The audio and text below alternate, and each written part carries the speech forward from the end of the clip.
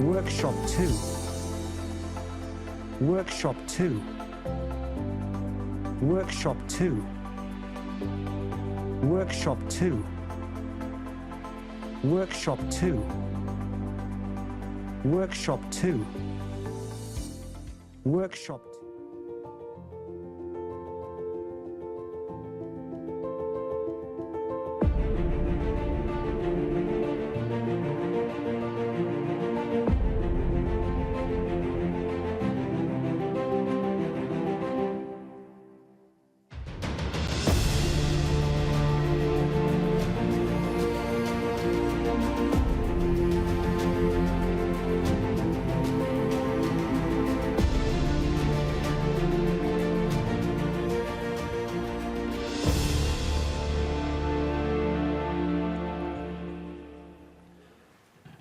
Good morning, everyone. For the people in the room, I think everybody needs to plug in their headsets and turn the receivers on because this is a silent conference. So I'm going Channel 2. On channel 2. on, oh yeah, and switch to channel 2, yes. So I'm going to give everybody a quick second to get settled in.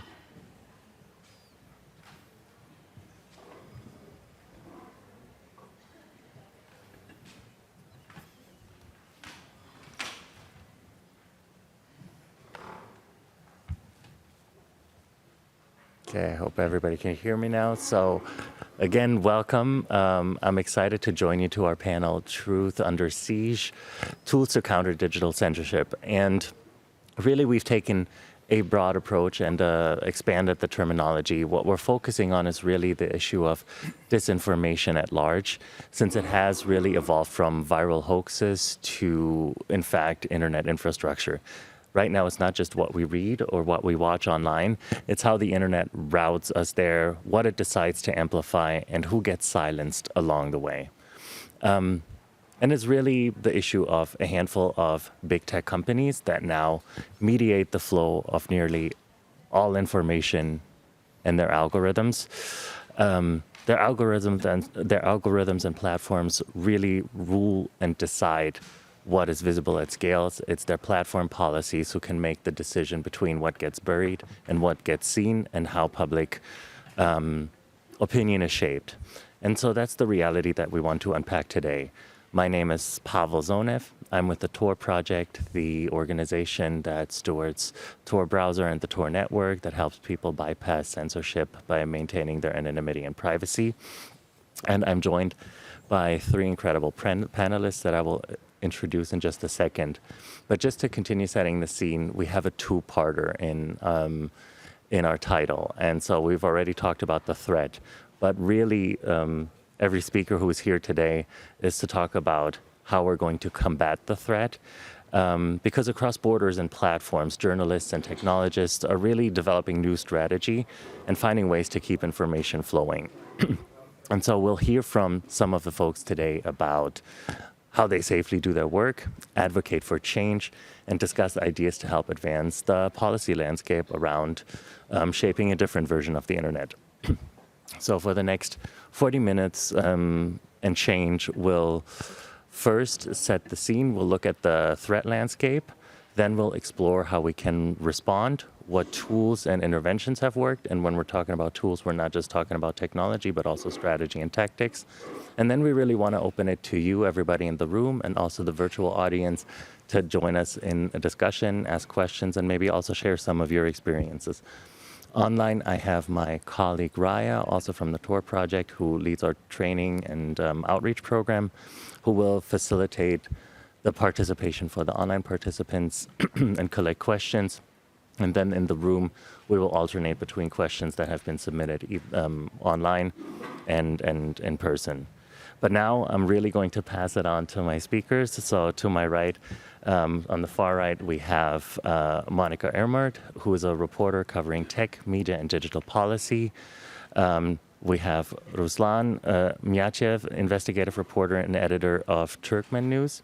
And online, we have Laura Zama, who is an award-winning journalist, fact-checking pioneer, and CEO and co-founder of Fact Checkado, a collaborative initiative that tackles mis and disinformation that affects Latino and Hispanic communities. But I want the audience to get a chance to get to know you a little better. And so I'm actually going to ask the first question of Laura, who's joining us virtually. And Laura, in your opinion, what are the primary structural obstacles that most undermine truthful reporting? Hi everyone. Thank you for having me. It's like the question of the moment, probably. I used to repeat since some months ago that we are just in the middle of a perfect storm. And you present, Pablo, a bit about what's happening with distribution of content. And this is not just affecting journalists producing fact-based or evidence-based information, but also academics or researchers or people communicating science or anyone trying to probably focus on the public interest and not just on what can be engaging or give them money.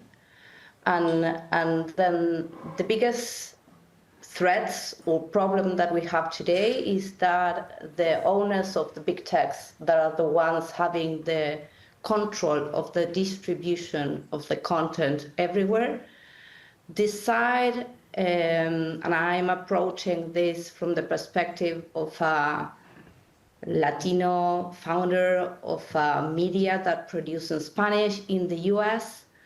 And what happened, at least in the US now, is that the big techs are aligned with the government, and then they decide just to left the theoretical neutrality for the distribution of the content. And they say, we are not necessarily going to be neutral any longer. We're gonna just decide what is best for our business and for the government in a way.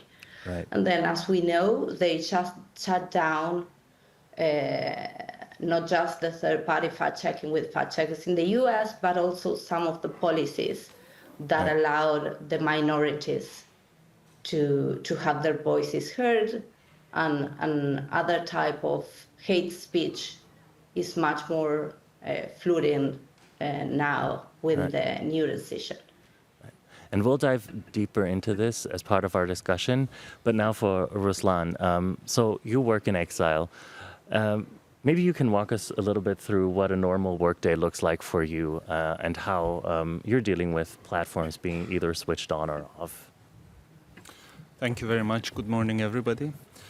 This day started very early in the morning. It started with my phone almost exploding by messages from Turkmenistan from a woman who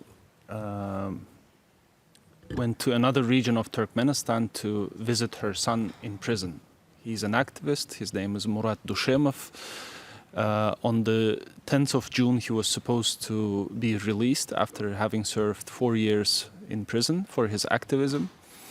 But 4 days prior to his release, he was given a new charge. Supposedly, he fought with other prison inmates, and they wrote a complaint about that, and he now faces a new trial and a new prison term. So she went to that region to see him. She was refused a visitation. She was refused to even give him a food parcel. And basically she was calling me and asking what to do. I come from Turkmenistan. It's one of the most closed and repressive countries in the world. If you look at any rights or freedom indexes, you will see that Turkmenistan is always at the bottom. There's no media freedom, there's no civil or political rights of citizens. And as an alternative source of information, we run an independent media called Turkmen News. alternative to this. This is an official Turkmen newspaper. For the past 3 years, our country was run by this gentleman, and 15 years before that, by this gentleman, his father. In 2022, the father decided to give way to the young, and 3 months after, his son took over. As I said, it's one of the most closed countries, and with no media freedom and no internet freedom as well. With Tor project, we have been working together successfully to provide access to activists, local activists, access to the internet, to safe internet. Most of the world's internet, the one you use in your daily life, is not available in Turkmenistan. All social media platforms are blocked. When we launched our website in 2012, it was blocked, guess when? The next morning.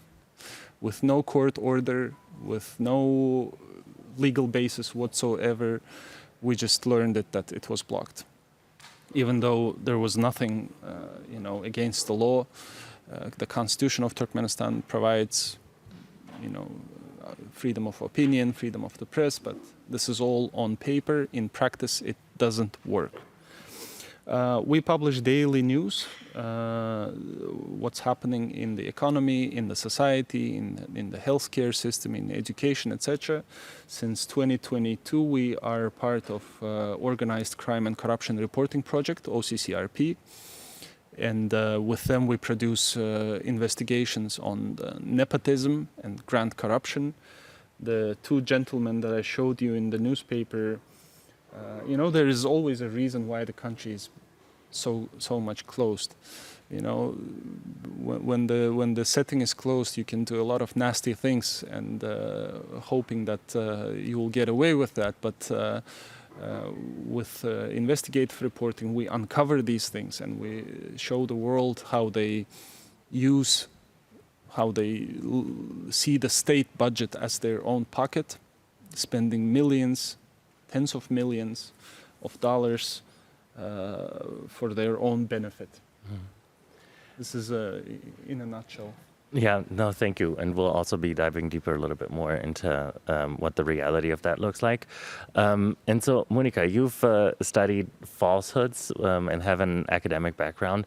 But what surprised you most in the last year specifically about the mechanics of virality? Hello, good morning also from me.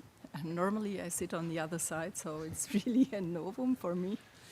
I want to take a step back. What really amazed me the most is how, and we see this in this IGF, how we came from an internet 20 years ago at IGF 1 that was to be, that was said was the most democratic medium ever. This was said by the Greece minister in his opening speech at IGF 1 in Athens, to a network that is that has become so divisive, that has made society so divided. And I used to, and you see it in the program of this IGF, how disinformation, danger to democracy is on top of many of the sessions. And I find that pretty amazing. And I thought about, I used to think that we focus too much on fake news and misinformation, and instead we as journalists especially should do the good thing and should bring you the real news. But I give you 2 examples where I really saw how intense it has become, the perfect storm, as Laura said. During the last campaigning for the federal election, for the federal parliament in Germany, the discussions became so rude and divisive that you saw a real campaign against the Green Party, who was before this election was in power together with two other parties. And it became so divisive and so full of misinformation even from traditional media, I should say, and amplified by the platforms that attacks on the Green Party have nearly doubled. They saw 1,200 attacks last year against persons of the Green Party. So you see, this kind of misinformation has a real life effect. So I think I should reconsider my earlier stance on fake news. I still believe what we can do and what we have to do is to report and to stand up. And here is my second example from last year's IGF, which, as you might know, was set in Riyadh, in Saudi Arabia, and many organizations and some people like me decided not to travel, but I participated online, as I have for all of the IGFs in the 20 years. And I was thrown off of several sessions as soon as I asked a question in the chat on Saudi activists, or there was a session on encryption, and it was about, is encryption not a problem because you can hide behind encryption? And I asked the question in the meeting chat, what do you think would Saudi activists think about weakening their encryption for their work in their country? And I was thrown off and I was unable to reconnect. And there was no discussion about that at the IGF in Riyadh at all. So even at this space, we have to be very watchful and very careful. And my proposal to there's always this reviewing, and I never made a proposal. And this time I made a proposal and said, you should consider where you travel, and there should be some minimum things, like really freedom of expression in the countries where you travel. Yeah. Okay, thanks. Well, thank you. And I mean, as we're hearing, right, so the digital lives really intersect with our private, with our physical lives. And so safety is definitely at stake, especially when we're thinking about dealing with not just platform interference, but also the worlds that misinformation creates. And so I want to address the next question to Laura. You've actually studied the existing legislative landscape around some proposals that try to curb mis and disinformation. And maybe you can give us a quick overview and also maybe focus on what the limitations are. They may be inadvertent, and what should policymakers look out for to not harm the cause more than they want to benefit the cause of curbing misinformation? Yeah, perhaps some of my background can be useful for this reply. I've been running an organization based in Argentina that is called Chequeado, that started in 2010. I was the leader of that organization for 12 years, and then realizing about the disinformation in Spanish had no borders, and during some days we were just repeating the same explainer bank that someone did in Colombia that then arrived in the US, or someone did in Mexico or Peru or Argentina or even Spain. And we identified that some of the authors came from an account in the US, or on the other way around, we fact-checked something that at the beginning started in Spain, and then we saw it in some accounts or groups in WhatsApp in the Latino community that speaks Spanish in the US. We launched this initiative, Fact Chequeado, in 2022 as a pilot project, and now since 2024 we are a non-for-profit in the US.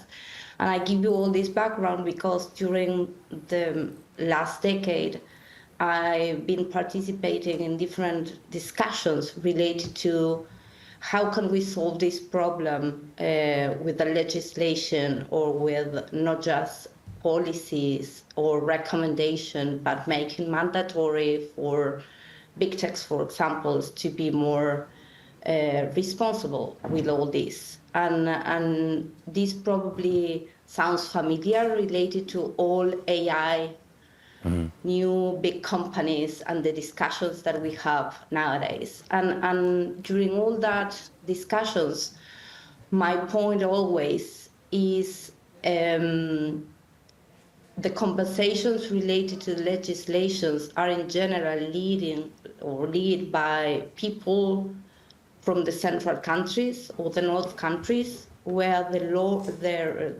rule of law and the judiciary systems have at least some standards and also legitimacy that make that legislations to have a reasonably implementation.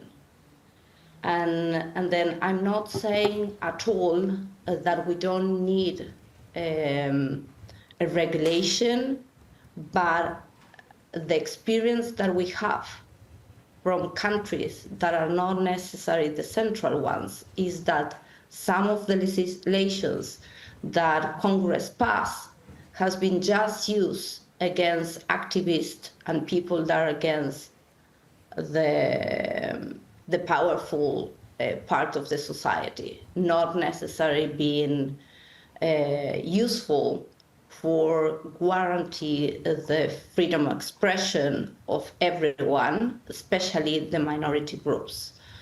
And then what we're asking for is for sure to have more policies and legislations that make all the platforms more accountable, make them be much more transparent about the decisions they are making and the invest they are making or not, with pretty much differences depending not just of the country, but also of the language.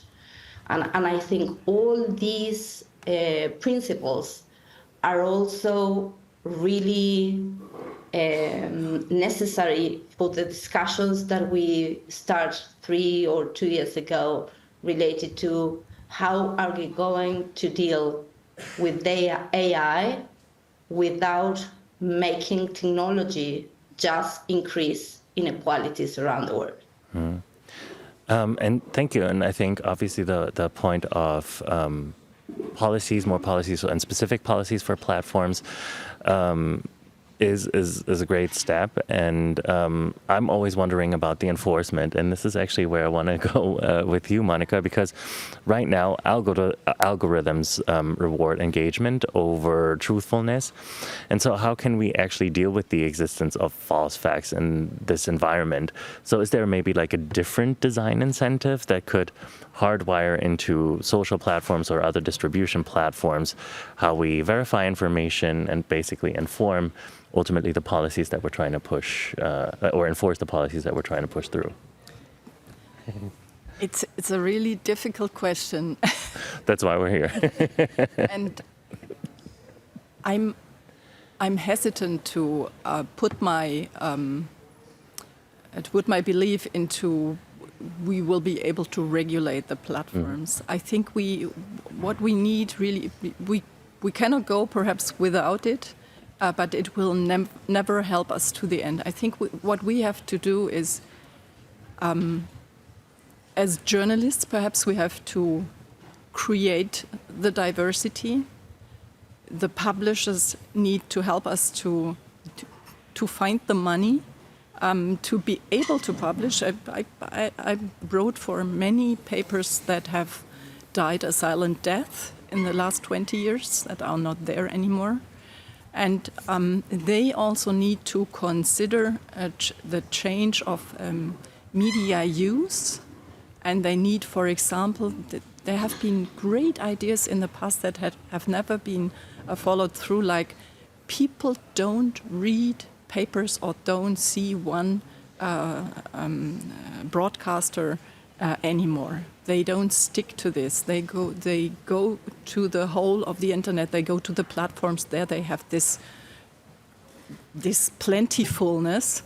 So what might be a good idea for the publishers is why not have platforms that allow you that give you a media budget, and then you can choose from various papers, for example. So they need to be creative, innovative. And then you have this, you can choose. You don't have to stick to one paper. Might help with the echo chambers, I don't know. Might give people the ability to see the differences in stories, to see different variants of stories. And this is something that I learned when I was young.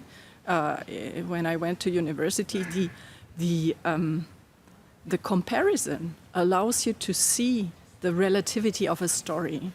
It makes you question a story. And this is something that everybody, we the people should do. This is what perhaps where media literacy comes in.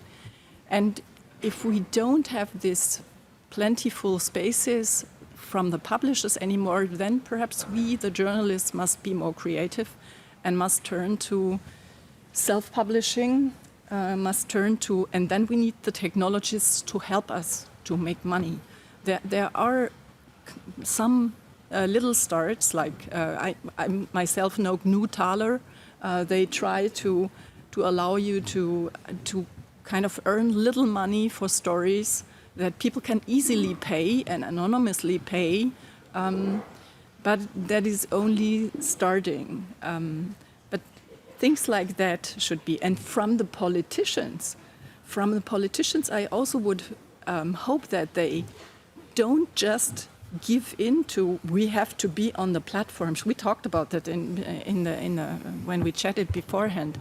They don't have to kind of feed the frenzy on X and then be astonished that it pushes back against them or it falls down on their feet. Perhaps they need to be more creative in what they use and find more federalist created platforms, and perhaps they should. I don't think they should fund journalism. I think that's difficult. There is a problem there if a government funds journalism. But what they could do is they could support it. They could kind of allow them some tax incentives. I don't know, stuff like that incentivizes making news. It's very rare that I hear a German talk about how governments shouldn't fund journalism, but we'll offline about that. But I hear a lot of experimentation, and I do really believe that therein lies a great potential, because it's a complicated discussion. We don't really have the answers, but I mean, we should start somewhere.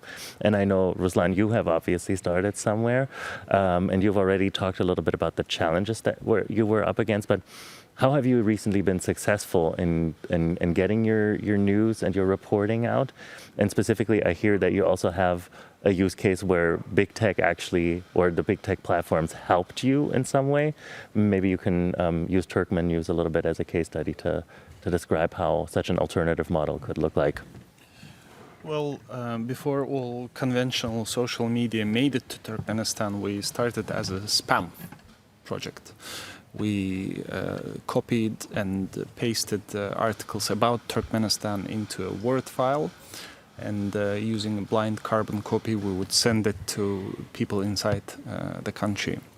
Over time, our audience grew, and then finally social media came to Turkmenistan, and of course quickly were blocked. Now we're thinking of actually going back to email spamming, because that is proved to be, living mechanism to reach the audiences.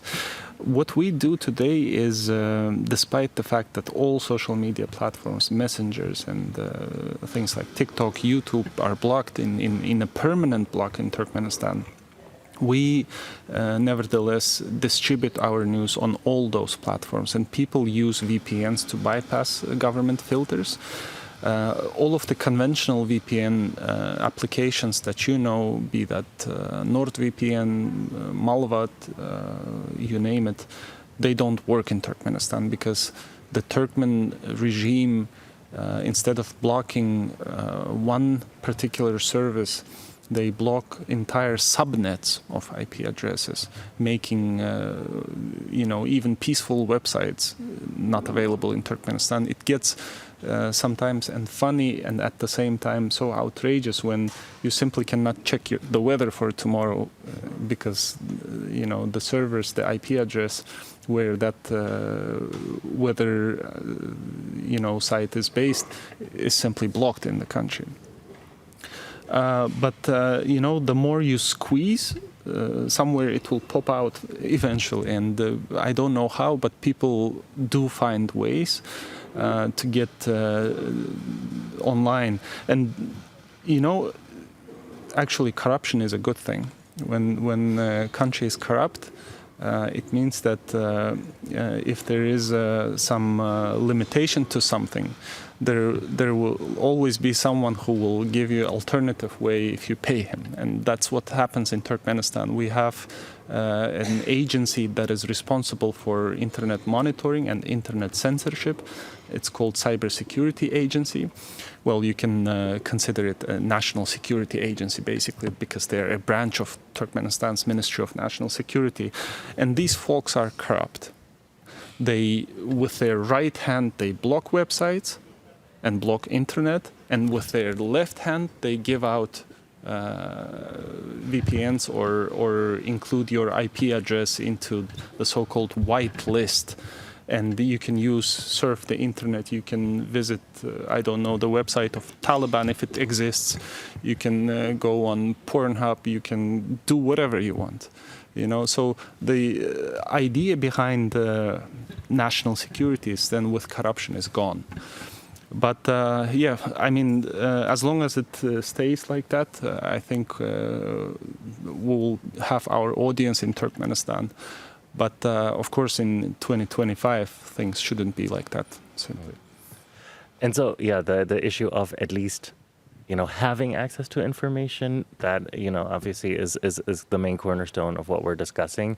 On that note, I want to actually first ask Laura and then also you, Monica, about media literacy. It has been mentioned.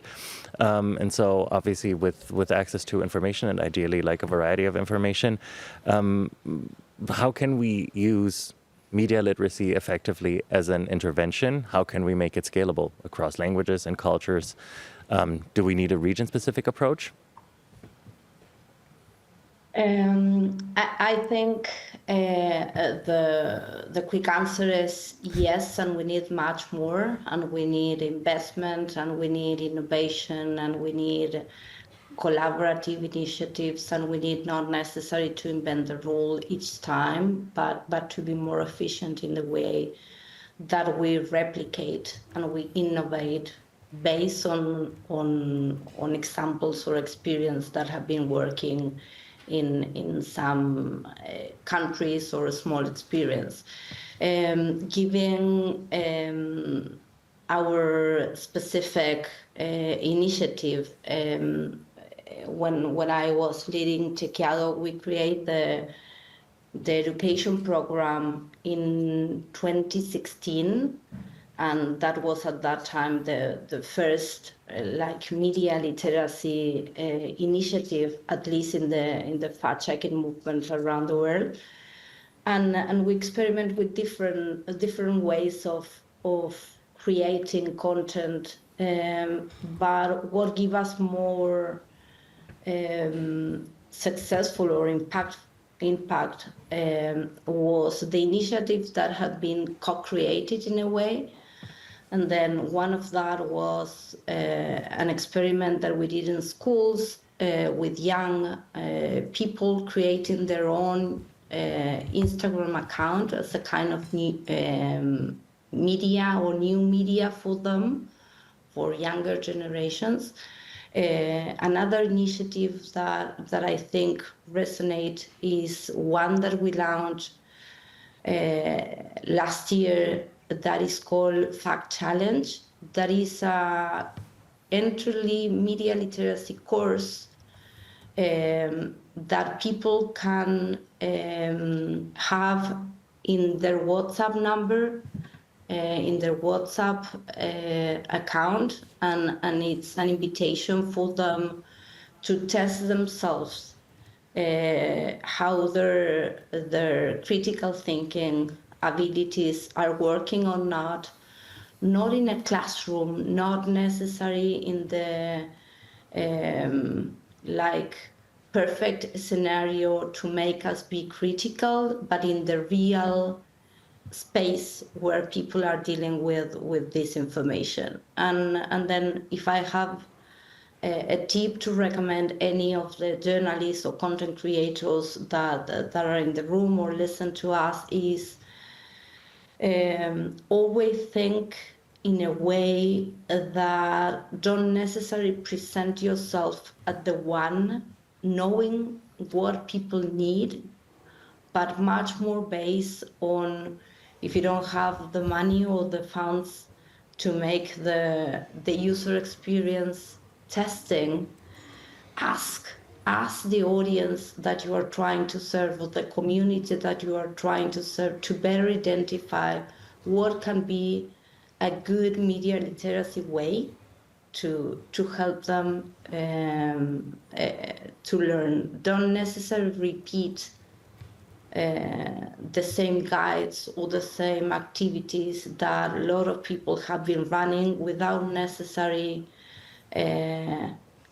lot of impact in the real world. And I'm making this differentiation because I know if you are giving students in a class some activities and some weeks or months after you test in the same space their ability to identify, for example, a factual or an opinion content, they will be okay doing that. But what we need to do is to making just turn on their ability when they are scrolling in a real space that algorithms are creating just to give us like content that is aligned with our biases or prejudice or previous opinions. Then my recommendation is, yes, media literacy is essential, crucial. We need funds to do more of that, but we also need to be more community-centered on the way that we design that content and innovative. And yeah, I think we have a list of good experience that I can share with you based on these small switches that are not necessarily small, but can make the difference between people taking or not that experience. Another one that is really good is one that our colleagues from Africa fact made with radios that were kind of soap opera explaining people about media literacy in the middle of that, like being creative and being the channels and places where your community is consuming the high quality but also the bad quality content is essential to have the success that we expect. Okay. Yeah, and to the other end of the world. I don't think I can add a lot. Do you need a region-specific approach for critical thinking? I don't think so. But perhaps let me just briefly stress one thing, and that is what Laura said, dialogue between those who produce the news and the stories and those who read them. That has been also a not well developed space, I think. There is this gap between those who write and or produce news and those who, and this could quite definitely help to engage more, and there need to be spaces and platforms for that. There are these media literacy programs in Germany that they started to go to schools, like the Bayerische Rundfunk where I come from, Bavarian broadcasting. They go to the schools and they make examples of fake news. They allow them to experience, and I think that's good. That should go on, but that's not enough. And yeah, Ruslan, I would be very curious to hear about your approach to meeting audiences where they are, because you really don't always have the luxury to meet them where you are. So what are maybe some of the technical solutions and other solutions that you stumbled upon to get to the news to where it needs to be? Yeah, well, given the circumstances, we do try to catch the audience where we can. As I said already, we are on all platforms you can think of. If people cannot read our website, then they can listen to, the audio versions of our articles, which we disseminate on TikTok. TikTok is amazingly popular in Turkmenistan, even though it is also blocked. We are also on YouTube, and this is how we basically reach our audiences.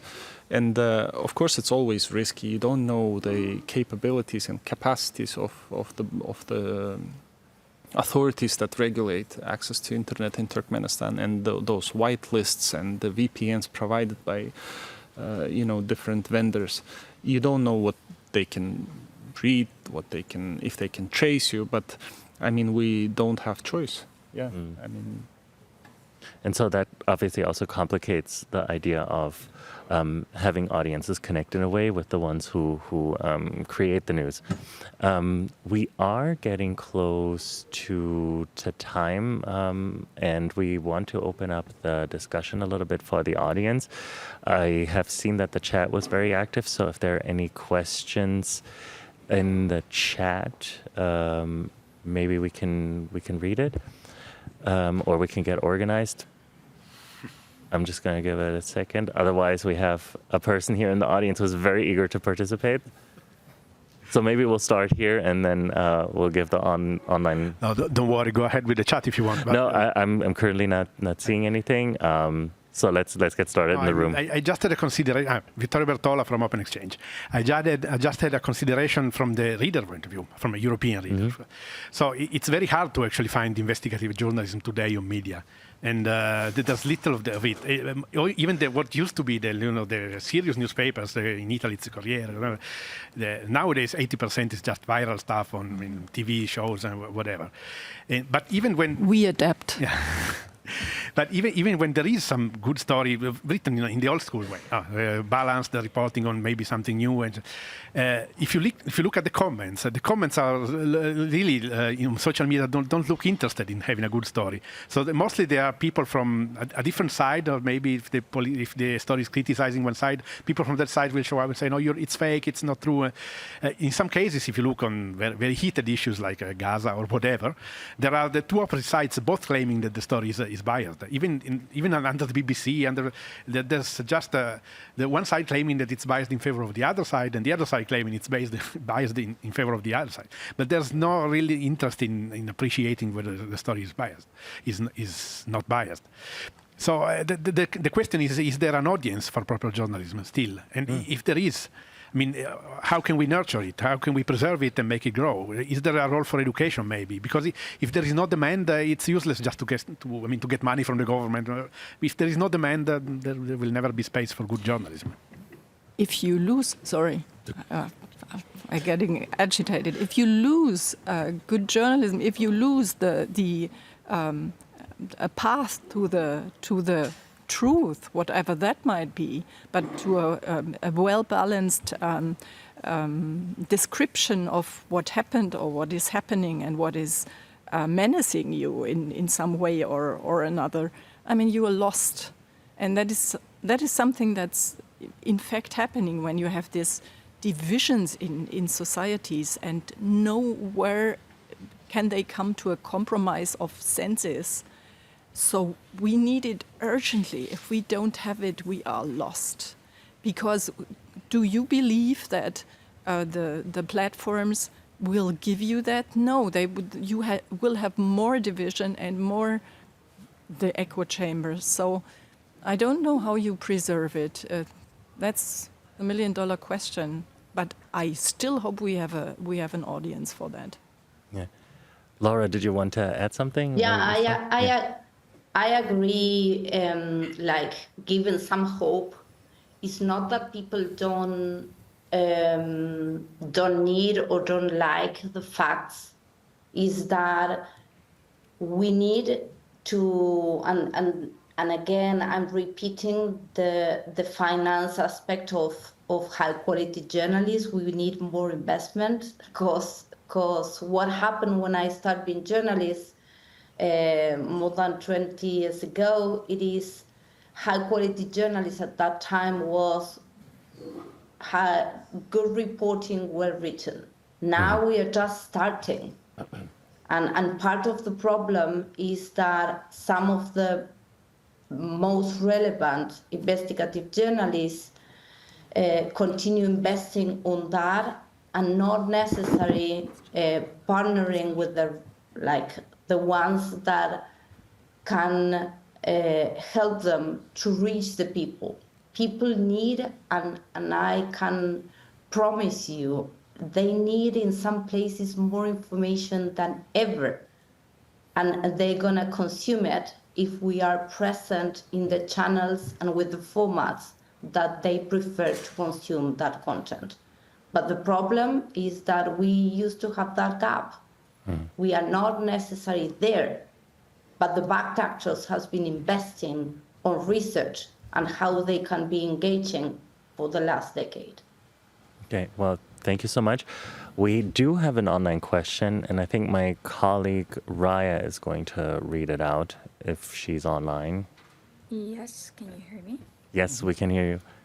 Okay, thank you very much, everyone. I'll read out the first question, which is from Ashwini. The question goes as follows. Could I create new innovative ideas-based knowledge building and knowledge-enabling books and resources on the subject areas and the conceptual framework of the digital technologies and the telecommunications, 5G technologies, and the telecommunications 6G transformation initiatives? I believe the intent of the question is trying to ask if possibly if Ashwini is trying to ask if they can develop new and innovative ideas based on books and resources that focus on building and enabling knowledge about digital technologies, specifically around specific telecommunication technologies. Okay. I mean, I'm always curious to see, like, how is that a question for policymakers? I mean, because that would also inevitably require that people have access to the innovative technology across the board, both in terms of being able to develop and produce this technology, but then also to consume it. But you were talking about federated systems and federated platforms more so. Maybe we can also dive a little bit deeper into that. So how does that change the relationship between consumption and production of news? I get the difficult questions all the time, I think. I mean, this is really a question, I think, for everybody in the room, and also... Yeah, please, help me out here. Yeah, I think we can also have that discussion. I mean, the federation for the Laura said we have a problem that sometimes we have good content, but it doesn't it doesn't show, because people still stick to the papers, the broadcasters, the platforms they know, and the people who come up and try to do something new, they need the attention first. So there might be an infrastructure question in there.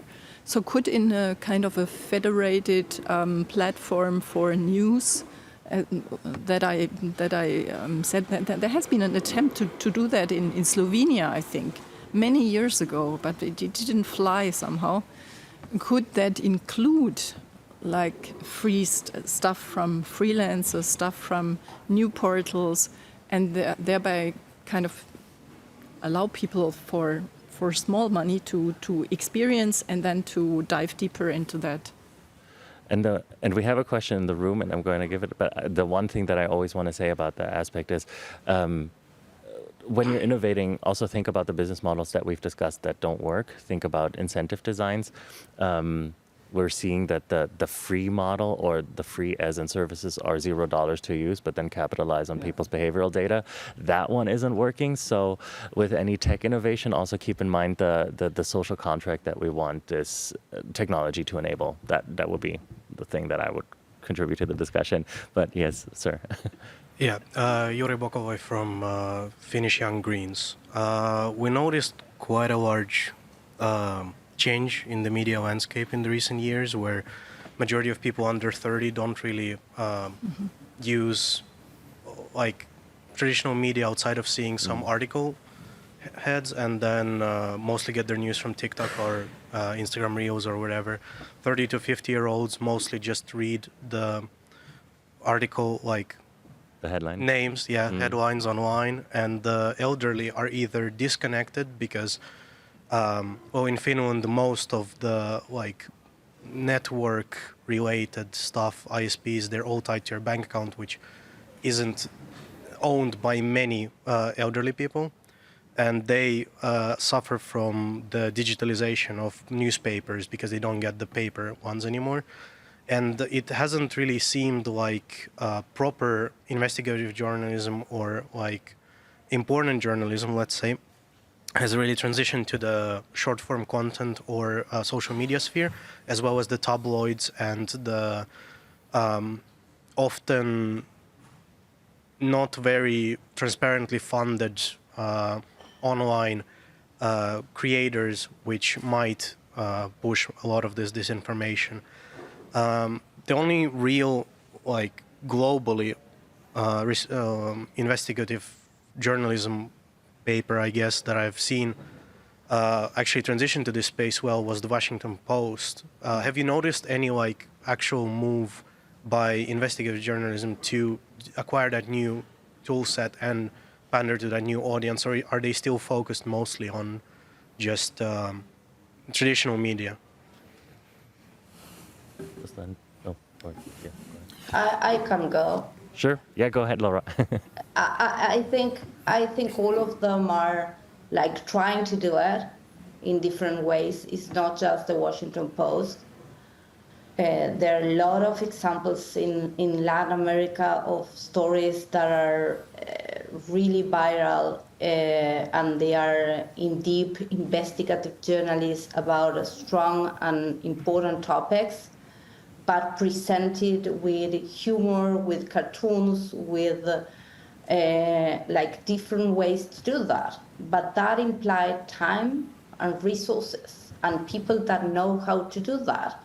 If you make a journalist that had been writing for decades to be funny on a TikTok video or on a YouTube video, we're gonna fail. Then collaboration is again the only way that we have with the also the money and the business model failing, at least the one that we knew from the past. I'm sorry, Rasha, that I interrupt. No, I'll go. Did you want to add something? Sure. I think Turkmenistan is a quote-unquote positive example on this. We still have like a forced subscription where citizens are forced to subscribe to newspapers like that and read it. We have like, don't laugh, we have teachers' newspaper. So all teachers must subscribe to it and pay from their wages. We have a newspaper called Soldier. Guess who the audience is? Of course, the law enforcement, the military, etc. But yeah, of course, I mean, you cannot chase technology. It's simply developing too quickly, too rapidly.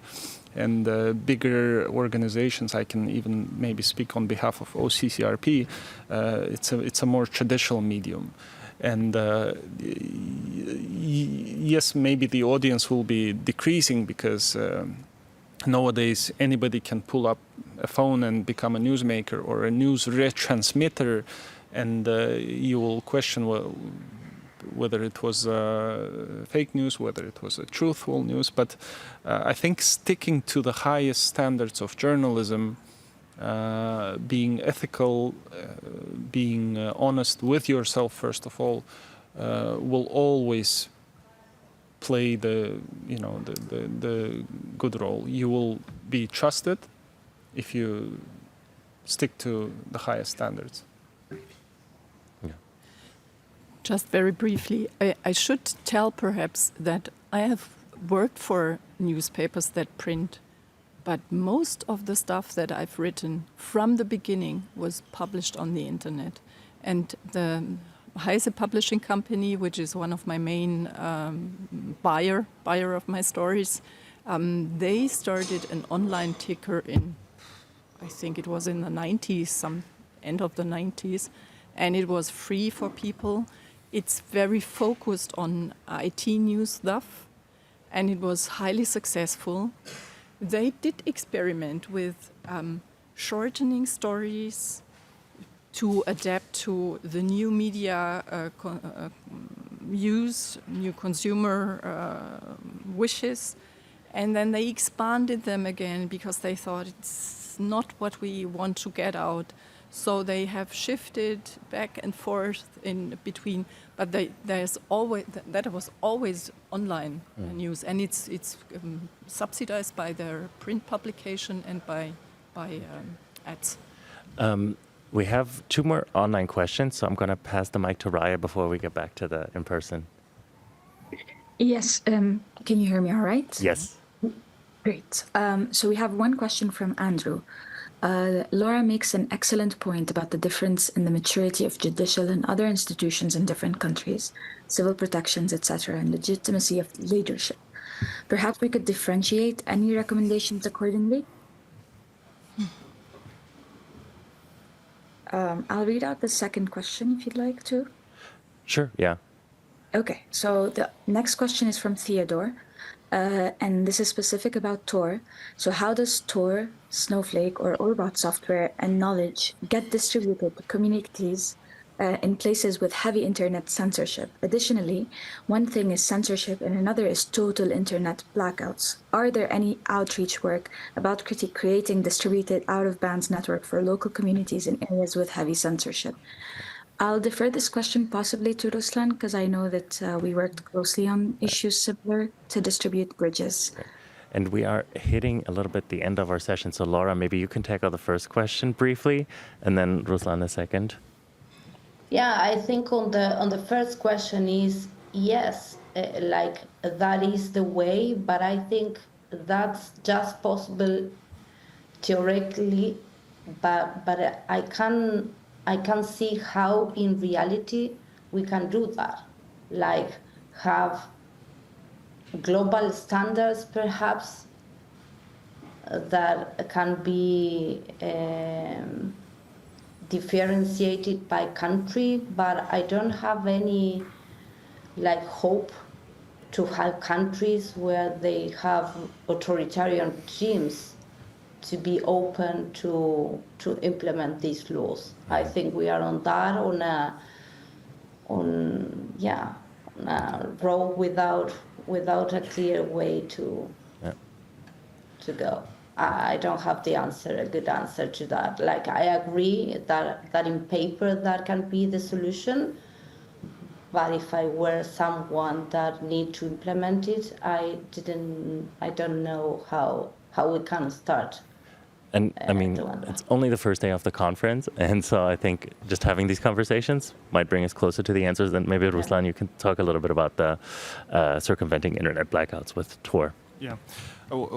Technically, you should help me out with that, but indeed we worked with Tor to distribute Tor bridges to users in Turkmenistan, but it was also a bit tricky because there were apparently people that were hunting for these bridges for not only for the reason to be able to surf the internet freely, but also to resell it to somebody and access to the web, and B, to actually get it blocked somehow. Yeah. Maybe you can. I mean, basically, that also talks a little bit about the outreach that we're doing. Specifically, we're always trying to increase the relays that we have and the relays that we spin up all over the world. And with bridges, as you mentioned, those are some that are unlisted. Of course, it's still not always foolproof, and you've seen it. Sometimes sensors even discover them, and then usually what we do on the technical side is we just try to change the configuration, and then we have to either reach out to you or other newsrooms that are using it, or specifically deploy it manually. A lot of the people and a lot of the mechanisms within Tor browser do this automated. Before I get into trouble with the conference organizers, I unfortunately have to cut the conversation here. But the privilege of being in the room with us is that we're still here, and I think we'll stay here for another couple of minutes. So please approach us. And for everybody online, in fact, Raya is a great person to speak to. Or if you want to reach out to the Tor project with specific questions, you can always reach out to frontdesk@torproject.org, and it will go to the community team that can include myself or Raya. And yes, I do want to thank all of the panelists today and their willingness to be on the receiving end of the difficult questions for once. So thanks very much. I don't know how applause works at a silent conference, but let's just give them a round of applause. Yes. Thank you.